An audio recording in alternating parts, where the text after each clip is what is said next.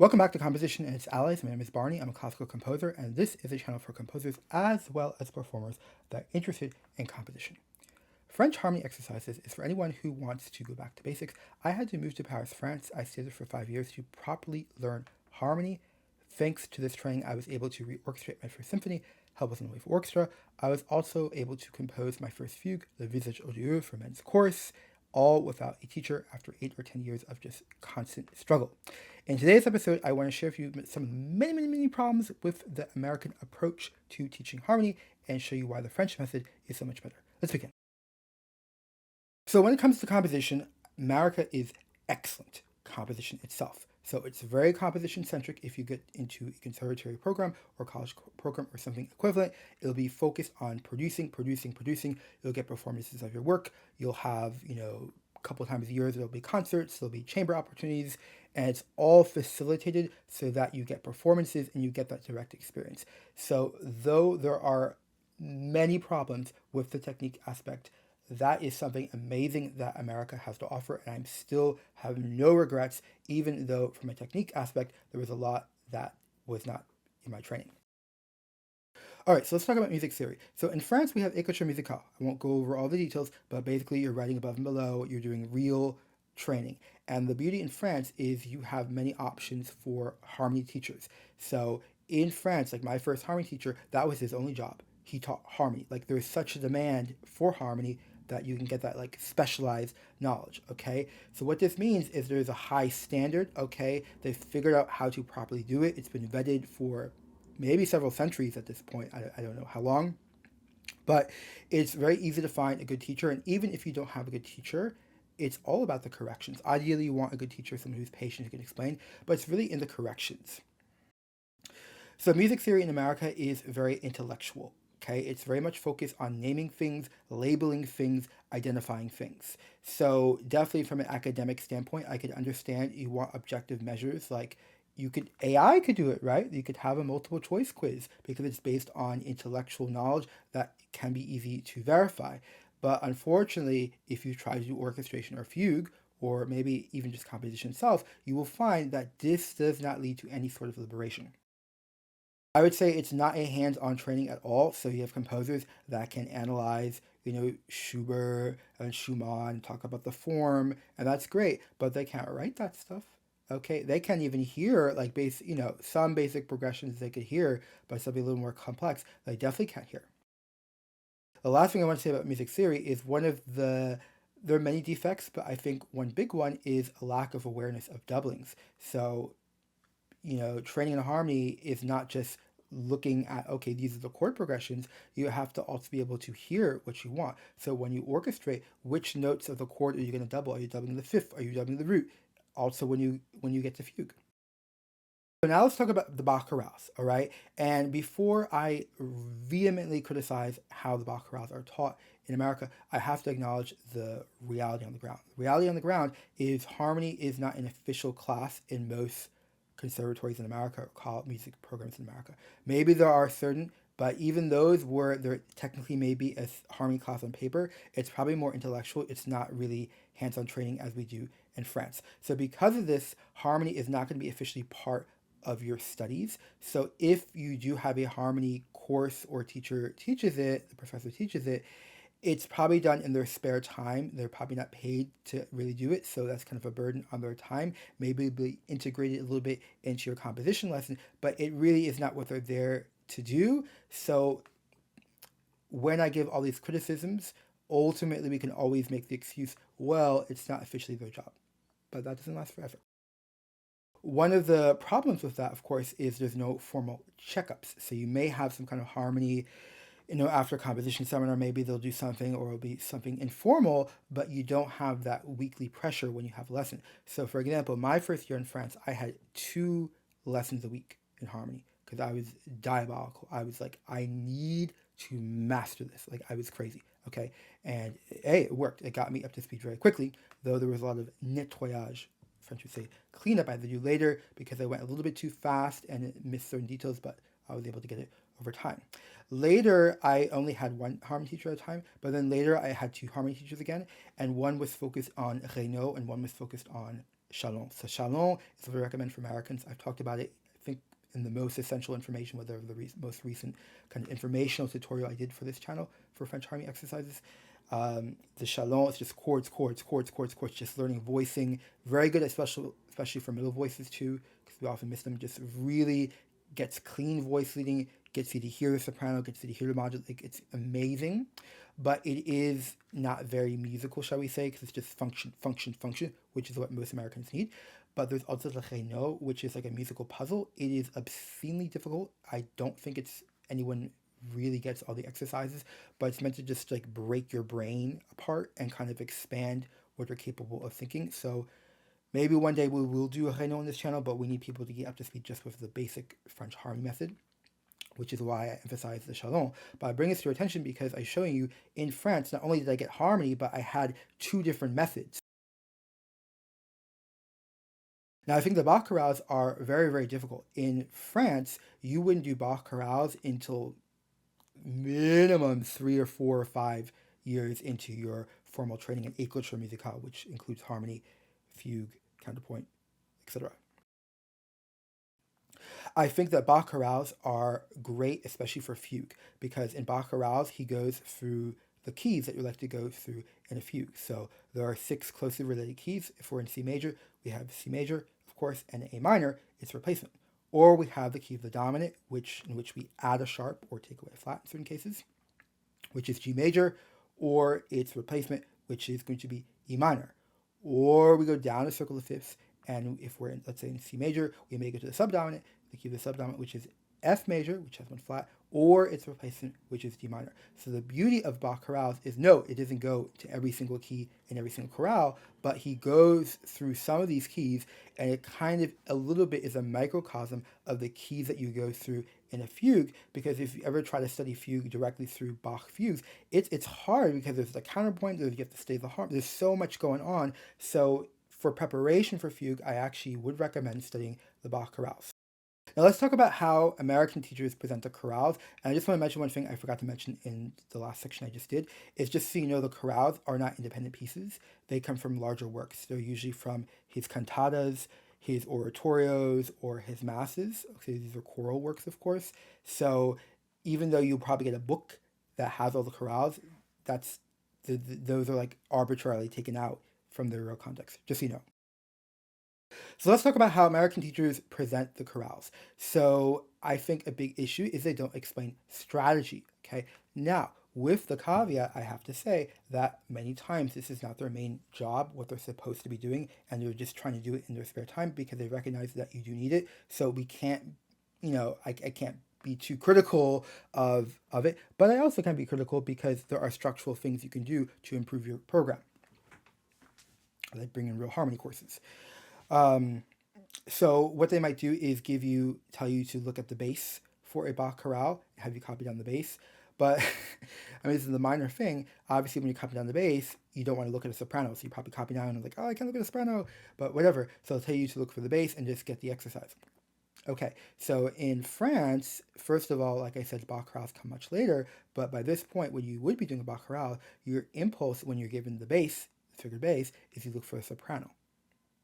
Okay, so that's something you do from the basic harmony exercises, reposition chords already, before you're doing Bach chorales, already have the bass. You know I have to look for a soprano. I need a soprano jolie, okay, a beautiful soprano line, and then you get the middle voices. I actually would like to clarify what I recommend is to look for a soprano, but test the middle voices, because there's a danger sometimes is that you compose a soprano that is too adventurous and sounds very nice on its own, but then with middle voices, it's very unnatural. So look for a soprano, but test the middle voices.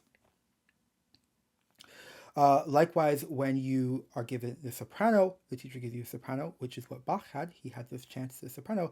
Then you'll look for the complementary voice, in this case, the bass, and they'll get the whole exercise. But if you've been trained in the French tradition, you know il faut cibler le soprano. You have to target the soprano, and then I go a step further and say test the middle voices as you go. Now, a big problem with Bach chorales is the time required is quite unreasonable, because if you're in school for composition, it is really baked in so that you're supposed to be composing as much as possible. I don't think it likely you'd have the time to do a quality exercise. As someone who has done baccarat and has been trained properly in harmony in the French method, I honestly think, if there's 4 to 6 phrases, which is most baccarats, I'm honestly anticipating 3 to 5 days of work, or that's the main thing I'm doing. Something else, obviously, is taking up my time. It's not all I do in a day, but it would be kind of a centerpiece of the day. And I anticipate spending 2 to 3 hours a day doing the exercise because you have to get the harmony, you have to hear the keys, modulations, you need nice passing tones, suspensions. There's a lot of work that goes into it, and I don't think composers really understand how much time it really takes. Now, as I mentioned, in France, baccarats are integrated into étude de style, which is study of style, which is a much more advanced level of harmony, or écriture musicale, as I call it. And it is a requirement to get into the Paris Conservatory. It was that you would have to, harmonize the baccarat, and it's very difficult. I didn't audition for the Paris Conservatory. I auditioned for it the level below when I still was of age, and I didn't get in. I was very, very difficult. I think it's more difficult than the baccarat itself.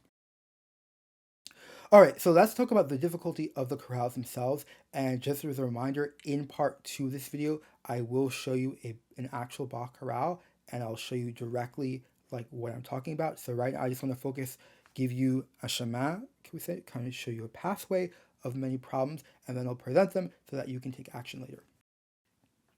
So in Bach chorales, we have modulations, okay? So with modulations, you're not going to know necessarily if you have a soprano where is the modulation, because a lot of times you won't see an accidental in the soprano, but there is in fact a key change. This takes a lot of time to master if you're doing the only Oncle Chalon book series.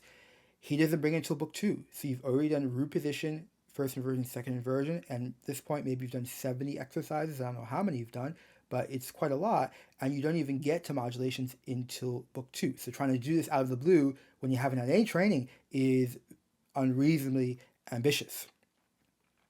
You're going to have to hear, of course, the new keys, all right? You're going to have the voice cadences in the new key, perfect authentic, imperfect authentic. You're going to have to find the best transition moment. It's difficult to do well. Most composers can figure it out intellectually with music theory, but to really voice it so it sounds natural and you don't have these weird, crazy jumps, it takes a lot of training, which is why, like I said, Oncle Chalon has a whole book where that's all you're doing with sequences and modulations once you've gotten root position, first inversion, second inversion chords down your throat, I would say, or under your belt, as we'd say. Now, just so you know, in our French harmony exercises, I brought in modulations and sequences earlier, just because we need to get it down for fugue as well as for orchestration. That's really important at transition. And some French schools do bring in modulations and sequences before advancing. All right, cadences, like I mentioned, are really important in a Bach chorale. They got to be strong. They got to say something. Okay. After a cadence, I'll show you this in part 2. You have to revoice. Okay, so the harmony actually may stay the same, surprisingly, and you're going to have to decide like which voices are jumping. I think a very chaotic aspect of doing a Bach chorale is that all the inversions are included. So you're going to have, in France, we start with root position chords. We strip it down. So you just learn that. Big issue with root position chords, avoiding parallel fifths and parallel octaves, right? Bass moves by step, you move in the opposite direction, except for the septative cadence, which leading tone goes opposite tonic. But we strip it down so that you learn. So by the time you get to more advanced stuff, you don't have to constantly search for parallel fifths and parallel octaves because you just know, because you have that ingrained training. This is why you got to do harmony exercises on a regular basis so you can get to these étapes plus dures, we say in French, these higher levels.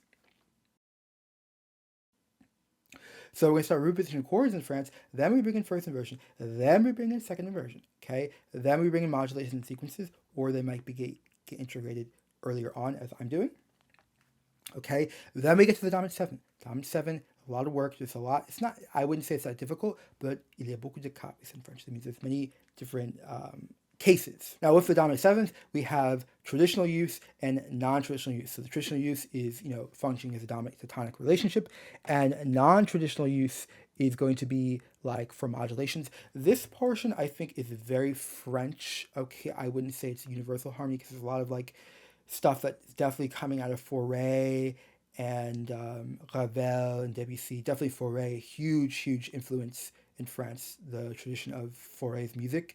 So this, when we get this far, maybe I'll make it more optional. We'll see. We're a couple years out. This year is we're finishing up reposition chords. Next year we're going to be doing, next school year, as soon as the fall, we're going to do first inversion. So get on it if you want to be part of the journey. Okay.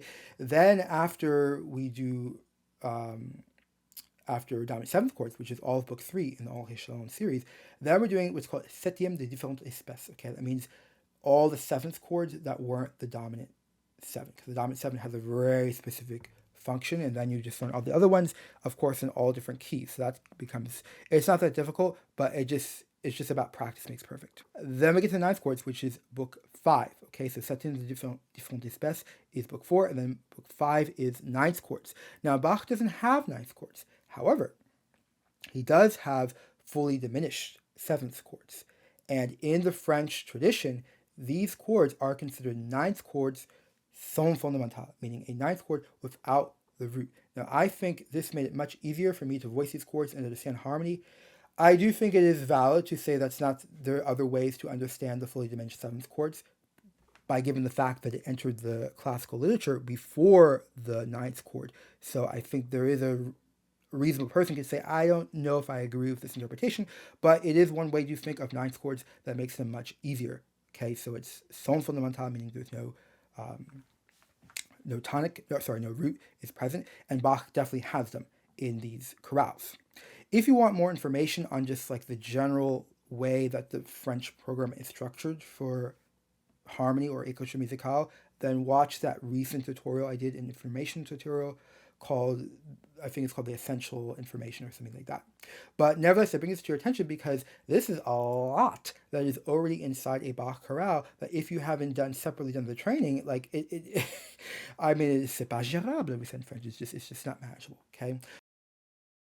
Finally, I want to mention, of course, the Bach chorales have passing tones and suspensions. I kind of consider them decorations, though I know that feels a little bit pejorative. It's more than decoration, it's something substantial. But if you saw the recent video I did, I think it was called How to Hear Suspensions in a Soprano Exercise, we saw that before we get to suspensions, we have to realize the basic harmony. We have to make sure it is good.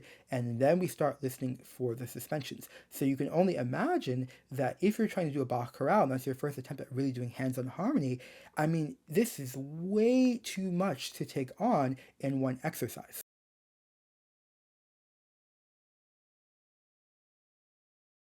All right, so now we're in part 2, and I want to show you specifically these skills that you're going to be using if you're looking at a Bach chorale. But before I do so, I just want to announce to everyone that for our French Harmony Exercises series, we now have a website for the harmony exercises called school.com/composition, and click on Classroom, join for free, and go to the French Harmony Exercises.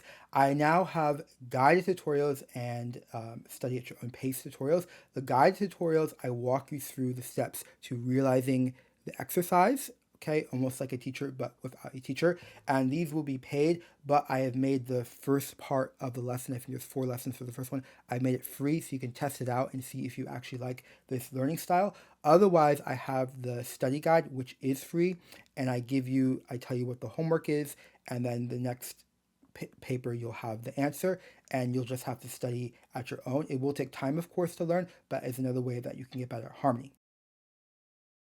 All right, so let's look at this chorale from the St. Matthew Passion, okay? Again, chorales are not independent works, they come from somewhere else. And keep in mind that the chants, or the soprano, was not Bach's. He took it from the liturgy, okay? These are, old, maybe from the Renaissance, okay? Or earlier. So, in this chorale, let's just look at the first 2 phrases. So, we have modulations. It starts in D major, and it ends in B minor.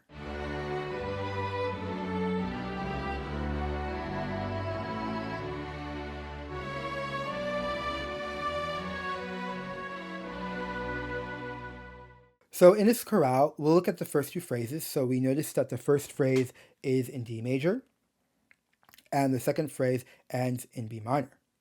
Okay, so, if you never had to listen and realize that, it's going to be a little bit difficult if you can't even do it in D major, which is understandable. In France, again, we start with just 1 key. That's it.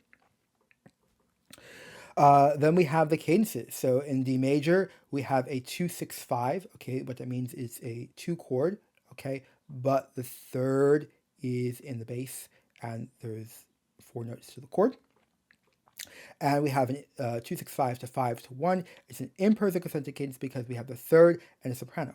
Notice that the subdominant degree is in the bass. So when you just look at the bass, you may think it's a 4, which is a good thing to think because it shows that even though it's a 2-6-5, it really feels like that 4. Then we have in B minor a perfect authentic cadence. Now notice that the leading tone is not in the soprano.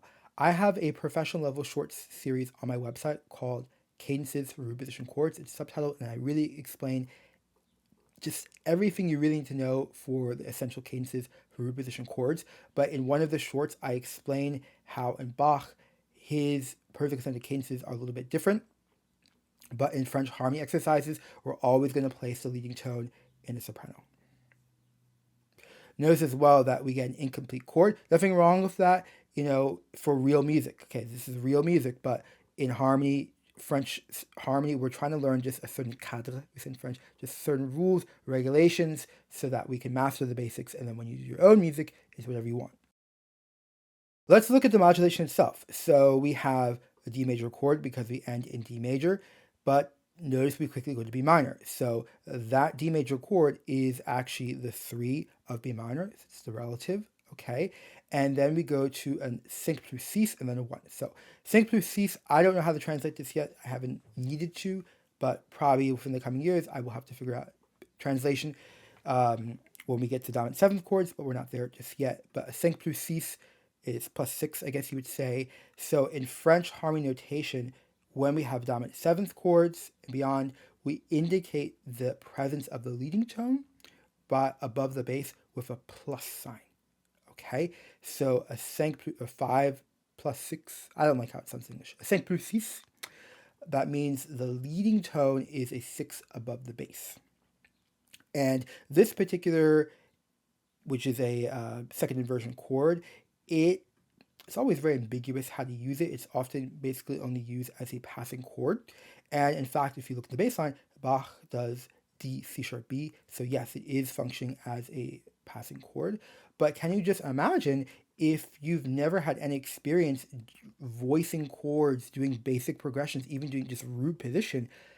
I mean, this is very, very complicated work, and it's no surprise that in the French tradition, we don't bring in Bach chorales to you would have a much stronger level. Now, suppose you were given the soprano. This first phrase could quite easily be perceived to be in B minor, and I think, I mean, I haven't tried to realize it myself, but that could be a very valid way to realize it, because we have a 5-1 relationship in the soprano, okay, though it would not be able to be voiced that way in the bass, but it definitely implies B minor. Okay, phrase 1 ends on the dominant in B minor, which is the F sharp, so that is a very valid way to realize this exercise.